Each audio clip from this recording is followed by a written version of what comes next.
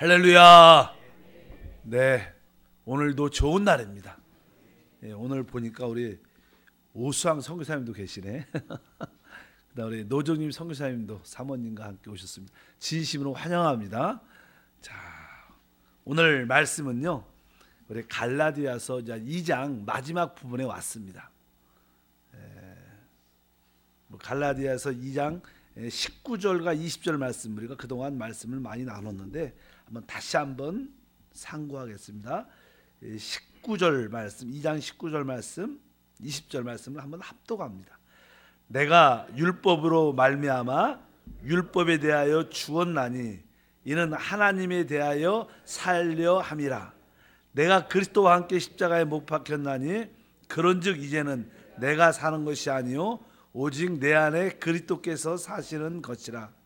이제 내가 육체 가운데 사는 것은 나를 사랑하사 나를 위하여 자기 자신을 버리신 하나님의 아들을 믿는 믿음 안에서 사는 것이다. 실제로 19절에 있는 말씀은 우리 신앙생활에 아주 중요한 요절 말씀이라고 말할 수 있습니다. 우리 신앙은 하나님에 대해서 사는 것입니다. 우리가 하나님에 대하여 살기 원한다면 오늘 19절에 있는 말씀처럼 율법에 대하여 우리가 죽어야 진짜 하나님에 대하여 살 수 있는 그러한 신앙생활이 될 수 있다. 우리가 하나님에 대하여 산다는 뜻은 실제로 나는 항상 하나님과 우리의 모든 관계는 생명적인 관계이기 때문에 이게 꽃도 다 꽃의 생명 관계입니다. 이런 모든 것이 뿌리로부터 줄기와 꽃과 잎 같은 관계가 꽃의 생명으로 다 이게 연결되어 있습니다. 그러나 사람도 마찬가지죠. 사람의 생명으로 손과 발과 이 모든 이렇게 신체가 연결되어 있습니다. 생명이라는 것은 그거 만질 수는 없지만 생명이라는 게 있죠. 그러나 이것은 조직입니다. 우리 강대상 같은 것은 나무로 이건 생명 관계가 아니라 이건 조직으로 되어 있고 이 생명으로 연결된 것을 우리가 보통 생물학적으로 유기체적, 유기적인 연합 이런 단어를 많이 쓰니까 하나님과 우리의 관계는 생명으로 연결된 유기적인 관계입니다. 실제로 우리가 그것을 이렇게 느끼는 사람도 있고 또 이렇게 느끼지 못하는 사람도 있을 수 있겠지만 사실 주 예수를 믿는 그 순간 하나님의 생명이 우리 안에 영접되고 하나님과 이렇게 실제로 연결되는 겁니다. 그래서 유기적인 그런 생명의 관계를 우리가 이해를 해야 우리가 하나님에 대한 산다는 그런 뜻을 우리가 갖고 있을 수 있다. 그래서 내가 하나님과 유기적으로 연결되어 있구나, 연합되어 있다나 이런 인식이 있을 때 하나님에 대한 체험과 하나님에 대한 인식이 더 강해질 수 있다. 우리가 유기적인 것을 알지 못한다면 하나님과 하나됨, 연합됨을 확실히 알 수 있지 않습니다. 그래서 이제 이 바울 같은 경우에는 로마서 7장에 그런 말씀들을 이렇게 자세하게 써놓습니다. 실제로 아까 19절에 내가 율법으로 말미암아 율법에 대해서 죽었다. 율법에 대해서 죽었다는 뜻이 무슨 뜻인가? 여기에 한번 로마서 7장 4절 말씀을 한번 읽어보면 거기에 좀 자세하게 설명 비슷하게 되어 있습니다. 로마서 7장 4절을 한번 이게 앞장에 찾아보면 그러므로 내 형제들아 너희도 그리스도의 몸으로 말미암아 율법에 대하여 죽임을 당하였으니 이는 다르니 곧 죽은 자 가운데 살아나신 이에게 가서 우리가 하나님을 위하여 열매를 맺게 하려 함이라. 이렇게 그냥 기록이 되어 있는데 우리 새 번역 같은데 현대 성경 번역 같은데 보면 여기 쉽게 말씀을 풀어놨죠. 쉽게 풀어놨어. 사실 우리가 구원받기 전에 사실 율법은 우리의 이게 남편이라는 것입니다. 사람들은 다 유대교에 있었던 율법은 사람들의 남편으로서 그 남편이 항상 우리 자신을 우리 옛사람을 이렇게 지배했습니다. 그래서 율법이 요구하는 대로 우리는 살아야 됐고 율법을 지켜야 되는 그런 모습을 많이 갖고 있었어요. 그런데 실제로 우리는 율법을 지킬 수 있지 않았죠. 그러니까 항상 율법은 우리에게 과도한 요구를 합니다. 항상 이렇게 해야 돼. 이렇게 지켜야 된다. 결국 율법의 결국은 무엇인가? 율법을 지키지 못한다면 그것은 사망, 심판을 받는 거죠. 어떤 누구도 율법을 지킬 수 있지 않습니다. 그래서 하나님께서 우리에게 세계를 열어주셨는데 바로 우리가 그리스도와 함께 죽음으로 말미암아 우리의 진짜 남편이었던 율법으로부터 해방됐다는 거예요. 실제로 어떤 결혼관계를 설명하는 겁니다. 남편과 아내 관계에서 어떤 관계에서도 그 아내는 그 남편으로부터 법적으로 자유하지 못합니다. 하나님 안에서. 그런데 아내가 그 남편으로부터 자유할 수 있는 길은 단 한 가지밖에 없습니다. 그래서 뭐요? 남편이 죽으면 그 여자는 자유합니다. 마찬가지로 바로 이제 율법에 대해서 죽었다. 아니면 또 아내가 죽든지 이런 관계에서 자유될 수 있기 때문에 바로 신앙생활은 첫 번째 우리가 구원받기 전에 우리 옛사람은 율법이 우리의 남편이었다는 거예요. 그러나 우리는 그리스도와 함께 죽었기 때문에 더 이상 율법과 관계가 없다. 그래서 우리의 신앙생활은 율법을 지키는 그러한 신앙의 모습이 관계가 없다. 그래서 우리는 율법과 실제로 정확하게 상관이 없다는 것을 우리가 알아야 됩니다. 그러나 우리는 이제 옛 남편은 율법은 죽었지만 새 남편, 그 아까 말씀드린 것처럼 아까 로마서 7장 4절에서 있죠. 다르니 곧 죽은 자 가운데 살아나신 이에게, 이게 부활하신 그리스도를 말하죠. 바로 우리는 우리의 남편을 부활하신 그리스도에게 다시 한번 우리가 영적으로 연합되는, 결혼하는 그런 관계를 설명합니다. 그래서 우리의 남편은 지금은 부활하신 그리스도다. 우리는 그분을 따라 사는 것이 우리의 신앙생활의 모습이다. 그래서 우리는 절대적으로 율법에 대해서 자유한 사람이고 바로 우리의 남편인 새 남편인 부활하신 그리스도를 따라 그분 안에 있는 모든 자유와 축복을 누리는 것이 우리의 신앙생활의 모습이다. 이렇게 여기에 설명을 합니다. 그러면서 11장 같은 로마서죠. 로마서 11장 같은 경우에는 더 쉽게 이렇게 표현을 합니다. 원래 우리는 다 돌 감람나무였다는 거예요. 뭐 질이 안 좋은, 썩 좋지 않은 나쁜 그런 감람나무가 있는데 그 감람나무가 이제 진짜 참 가장 좋은 참 감람나무의 접붙임을 입었다는 것을 설명합니다. 11장 17절 그런 이야기입니다. 또한 가지가 얼마가 꺾이었는데 돌 감람나무인 내가 그들 중에 접붙임이 되어 참 감람나무 뿌리의 진행을 함께 받는 자가 되었은지, 여기 그런 설명을 자세하게. 왜?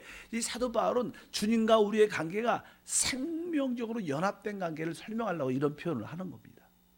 부부도 영적으로 연합, 한 몸을 이루는 것처럼 또 이 감람나무의 이 접붙임도 이 생명적인 관계를 설명하는 것입니다.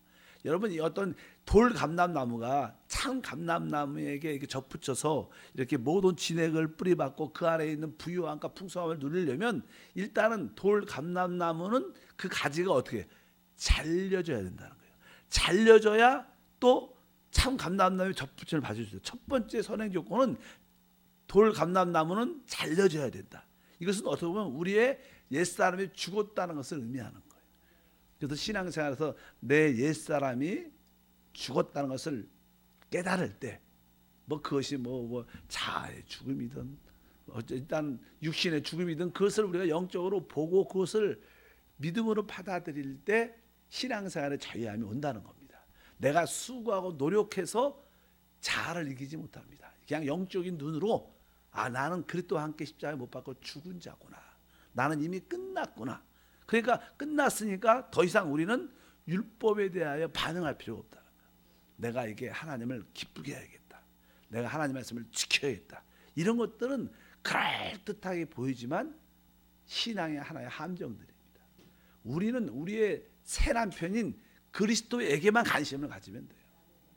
옛 남편이 어떠든 그런 게 관심 갖지 말고 옛 남편이 무엇을 요구하든 그것이 선한 것이든 나쁜 것이든 중요하지 않고 우리의 새 남편이신 그리스도, 우리 안에 계신 성령께만 지속적으로 관심하는 겁니다. 그래서 그것을 로마서 8장에서 영의 일을 생각하라. 뭐 영의 일은 우리 그리스도죠. 영의 일을 늘 생각하다 보면 자연스럽게 그분 안에 있는 진액들이 우리 안에 들어와서 뭐 오직 능력의 축복을 우리 가운데 누리게 될 줄 믿습니다. 그럴 때 우리는 당연하게 가지, 돌감나무였던 가지가 일단 잘려져야 참 감람나무의 접붙임을 가질 수 있는 것처럼 일단 내가 잘려졌다는 것을 알아야 돼. 이미 우리는 그리스도와 함께 십자가에 못 박혀 죽었다. 그래서 그냥 거기에 아까 2장 20절에 내가 그리스도와 함께 십자가에 못 박혀 죽었다고 표현한 것입니다. 그래서 우리는 어떤 상황 가운데 있을지라도 율법에 반응하지 말고 바로 우리는 오직 새 남편인 그리스도에게 반응하는 그런 신앙생활을 가져야 될 줄 믿습니다. 실제로 저는 오늘 20절 말씀에 보면 그냥 믿음이라는 단어를 많이 쓰죠. 끝에 특별히 20절에 보니까 끝에 나를 사랑하사 나를 위하여 자기 자신을 버리신 하나님의 아들을 믿는 믿음 안에 산다. 사실 인생을 살아갈 때 사람들에게 가장 중요한 것은 믿음입니다. 실제로 예수를 믿든지 믿지 않든지 그거를 떠나서더라도 사람들이 마음속에 어떤 믿음을 갖고 있으면 우리의 신체적인 모든 조직은 믿음을 따라 반응하게 돼 있어요. 우리가 뭐 이렇게 플라시보 효과 그런 얘기 있잖아. 이건 뭐 진짜 약도 아닌데 밀가루인데 이 약 먹으면 두통 사라집니다. 이 약 먹으면 좋아집니다. 그리고 의사가 이렇게 주고 그 약을 먹으면요 사람들이 진짜 머리가 딱 개운해지고 몸이 개운해지고 실제로 그래요. 진짜 효과가 나타나요. 왜? 그것은 그 환자들이 그 의사를 말을 신뢰하고 믿는 거예요. 그러니까 이거 먹으면 좋아지지. 그러니까 내 생각, 내 믿음이 딱 저렇게 되면 내 모든 신체 조직이 그렇게 된다는 것을 기억하시길 바랍니다. 그래서 저는 스트레스도 요즘에는 그런 이야기가 나오더라고요. 스트레스도요. 사람들이 스트레스가 안 좋다고 생각을 많이 합니다. 스트레스. 근데 실제로 스트레스는 좋은 거야. 이런 생각을 갖고 이것은 나를 긴장시키고 나를 더 진취적으로 적극적으로 만드는 아주 활동적인 에너지야. 이런 생각을 갖고 있으면 그 스트레스가 부정적인 요소보다 긍정적인 효과가 우리 안에 진짜 의학적으로 많이 나타난대요. 그러니까 어떤 스트레스가 나쁘다고 생각하는 일반적인 그런 생각조차도 생각이 바뀌면 믿음이 바뀌면 다 바뀐다는 거예요. 그러니까 신앙에서 가장 좋은 것은 주님이 나를 사랑한다는 거예요. 우리의 참된 신앙은요, 그리스도께서 나를 사랑하셔서 나를 위하여 자기 자신을 버리신 하나님의 아들을 믿는 믿음이다. 그러니까 신앙의 핵심은 하나님이 나를 사랑한다는 그 사실을 깨닫고 믿을 때 신앙의 강도가 높아진다. 그래서 사실은 신앙생활에서 주님에 대한 그 사랑을 인식하는 게 최고의 믿음인 줄 믿습니다.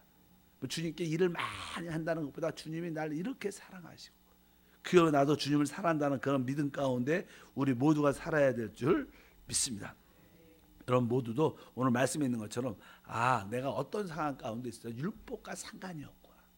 난 율법 아래 있지 않고 은혜 아래 있고 내가 율법을 내 스스로 내 옛사람이 이것을 지키려는 그런 행위보다는 내 안에 참 남편인 새 남편인 그리스도에게만 관심 갖고 그분을 바라보고 그분을 생각하고 그분을 따르는 것이 우리 신앙생활의 최고의 모습인 줄 믿습니다. 그럴 때 우리는 자연스럽게 연합됩니다. 또 아까 내가 믿음이라 말씀드린 것처럼 그리스도가 내 안에 오셨고 난 그리스도와 하나다. 난 그리스도가 연합됐다. 이러한 고백, 이러한 믿음, 이러한 선포를 우리가 자주 해야 됩니다. 그것을 체험적으로 느끼든 느끼지 않든 난 그리스도와 하나야. 그리스도 합한 자는 한 영이야. 주님이 내 안에 내가 주님 안에 있어. 이것을 날마다 고백하고 이것을 여러분들이 믿어야 됩니다. 그럴 때 믿을 때 여러분 안에 최고의 능력도 나타난다. 이것은 살아있는 실제적인 믿음인 줄 믿습니다. 어떤 상황 가운데 두려워할 필요 없죠. 왜? 주님과 나는 한 영이고 하나임을 확실하게 깨달은 줄 믿습니다. 왜? 내가 사는 것이 아니라 오늘 말씀에 내 안에 그리스도께서 사신다. 근데 내 안에 그리스도께서 사신다는 것을 더 많이 느끼려면 여러분들이 주님에 대한 사랑을 인식을 많이 해야 된다. 그래서 여러분들이 주님이 나를 사랑해서 나를 위해서 죽으셨구나. 여기에 감동이 있어야 되고 여러분들 마음속에 주여 내가 주님을 사랑합니다. 여러분들이 주님을 사랑한다는 그런 고백을 많이 할수록 여러분 안에는 믿음이 점점점 확실해지고 강화되는 줄 믿습니다. 다른 것이 아니라 주님에 대한 사랑을 고백을 많이 할수록 우리는 다른 것은 다 잃어버리고 거기에 대한 최고의 은혜를 받게 된다. 그래서 이 사랑에 대한 말씀도 여기 쭉 나오죠. 그래서 신앙생활에서 믿음은 내 안에 계신 그리스도를 많이 느낄수록 믿음이 강해집니다. 한편적으로 주님에 대한 사랑을 인식이 강할수록 여러분 우리가 무엇을 사랑하면 그것이 사람이든 물건이든 무엇을 사랑하면 그것을 어떻게 아주 귀하게 느낀다는 거예요. 사랑 하나 해야지 그것이 귀하게 느껴요. 그러니까 여러분들이 주님을 사랑해서 주님을 귀하게 느낄수록 여러분 안에는 자연적으로 믿음이라는 게 발생돼요. 믿으시면 아멘. 그러니까 믿음은 사랑이 없으면 믿음이 생기지 않습니다. 여러분 안에 예수에 대한 귀함을 느낄수록 복음 전파하는 것, 복음을 전파한다는 것은 다른 것이 아니라 예수님이 얼마나 사랑스러운 분이고 얼마나 귀한 분인 것을 남들한테 말하는 겁니다. 뭐 교리를 말하는 게 아니라 그분이 진짜 우리를 사랑하시고 그분에 대한 사랑과 귀함과 그분의 놀람에 대해서 남들한테 말할 때 어떤 사람들이 자꾸만 겉듣다 보면 와, 감동도 받기도 하고 진짜 그분을 만나고 싶어하는 마음도 관심을 갖게 되죠. 그래서 어떻게 참된 복음 전파는 예수의 귀하심을 전하는 거예요. 예수님의 그 사랑하심, 놀란 사랑을 갖고 계심을 전하고 능력을 갖고 있음을 전할 수 있을 때 참된 복음 전파자의 그런 모습을 갖게 된 것이다. 그래서 오늘 말씀에 나를 사랑하사 나를 위하여 자기 몸을 버리신 하나님의 아들을 믿는 믿음 안에서 산다. 그래서 결국 이게 우리는 율법에 대한 의무는 끝났습니다. 그러면 한 가지, 하나님에 대해서 살려면 하나님에 대한 영적인 의무가 있어요. 그것은 무엇이냐? 우리가 성령으로 따라 사는 게 우리의 하나님에 대한 의무입니다. 우리는 율법에서 죽었으니까 율법에 따라 사는 게 아니라 살아있는 말씀이신 성령, 하나님에 대한 의무는 뭐예요? 성령을 따라 사는 겁니다. 그래서 우리 신앙생활의 핵심은 오직 단 한 가지, 성령을 따라 사는 겁니다. 그것이 우리의 하나님 주신 계명인 줄 믿으시냐. 그래서 다시 한번 로마서에 보면요, 그런 말씀이 기록돼. 일단은 6장 4절에 보면요, 같은 표현이죠. 그러므로 로마서 6장 4절에 그러므로 우리가 그의 죽으심과 합하여 침례를 받음으로 그와 함께 장사되었나니 이는 아버지의 영광으로 말미암아 그리스도를 죽은 자 가운데 살리신과 같이 우리로 또한 생명 가운데 행하게 하려니라. 생명 가운데 이 주님께서 우리에게 주신 그 생명이죠. 우리가 우리 하나님에 대한 우리의 의무는 단 한 가지, 바로 주님이 주신 그 예수의 생명을 따라 사는 것, 생명을 따라 행하는 것, 새 생명을 따라 행하는 것, 바로 그것이 우리의 하나님에 대한 의무, 하나님에 대한 반응인 줄 믿습니다. 그것을 다른 표현으로는 이렇게 7장 6절에 이렇게 써 있죠. 7장 6절에 같은 말을 쓰면 7장 6절에 이제는 우리가 얽매였던 것에 대하여 죽었으면 율법에서 벗어났으니 이러므로 우리가 영의 새로운 것으로 섬긴다. 우리가 영의 새로움으로 우리의 하나님에 대한 우리의 의무는, 구원받은 우리의 의무는 바로 아까 새 생명을 따라 사는 것이요, 바로 우리 안에 거듭난 영 안에 계신 성령을 따라 사는 것이 우리의 의무예요. 다른 의무는 아무것도 없습니다.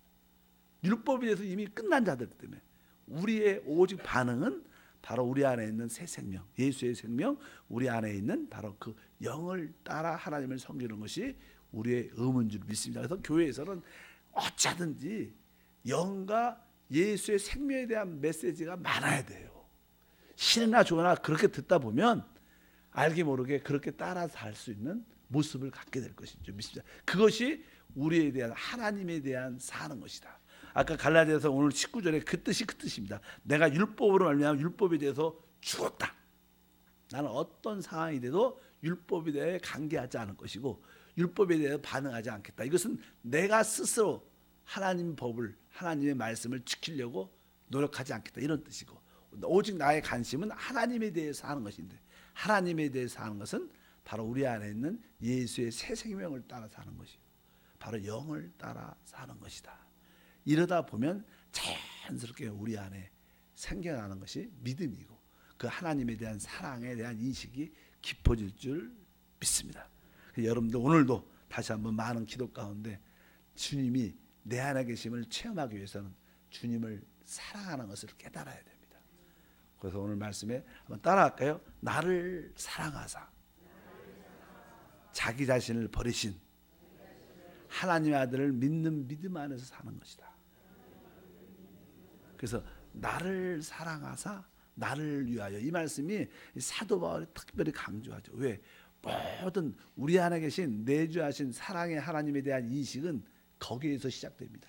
나를 사랑하시고 나를 위하여, 그분에 대한 인식이 있을 때 바로 그분이 우리 안에 계심을 강하게 우리가 느낄 줄 믿습니다. 우리 안에 계신 주님을 느낄 때 그것이 사실 믿음이죠. 그것이 내가 너와 함께한다. 이것만큼 더 강한 우리의 믿음이 어디 있겠습니까? 어떤 상황 가운데 두려워하지 말라, 강하고 담대하라. 내가 너와 함께함이라. 우리 하나님이 늘 우리에게 하시는 말씀은 그겁니다. 내가 너와 함께한다. 내가 너와 함께한다. 두려워하지 말라는 거예요. 근데 그 인식이 바로 하나님에 대한 사랑을 인식할 때부터 시작되고, 그 인식이 깊어질수록 우리 안에 계시는 그 주님에 대한 인식은 점점 강해질 것이고, 결국 하나님의 뜻을 이루어낼 줄 믿습니다. 여러분 모든 율법에 대해서 자유하기를 축복합니다. 그리고 만나는 모든 자들에게 예수님의 그 사랑스러움, 예수님의 그 놀란 귀하심을 말할 수 있는, 그게 전도고 그것이 사람을 살리는 길일 줄 믿습니다. 하나님 아버지 감사합니다.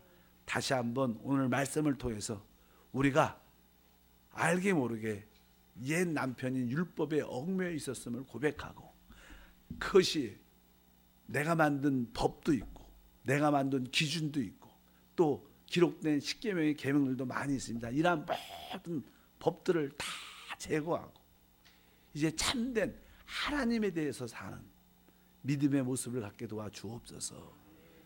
우리 안에 계신 그리스도가 바로 우리의 법인 줄 믿습니다. 오늘도 주님에 대한 그 사랑이 깨달아질 수 있도록 성령께서 도와주시고, 또 우리의 사랑을 고백할 수 있는 귀한 시간 되게 도와주시고, 오늘도 성령으로 충만하여 주님을 섬기게 하시고, 간구할 때마다 우리의 기도를 통해서 하나님의 뜻과 목적이 우리 가운데 이루어지면 진심으로 감사합니다. 주 예수 이름으로 기도합니다. 아멘.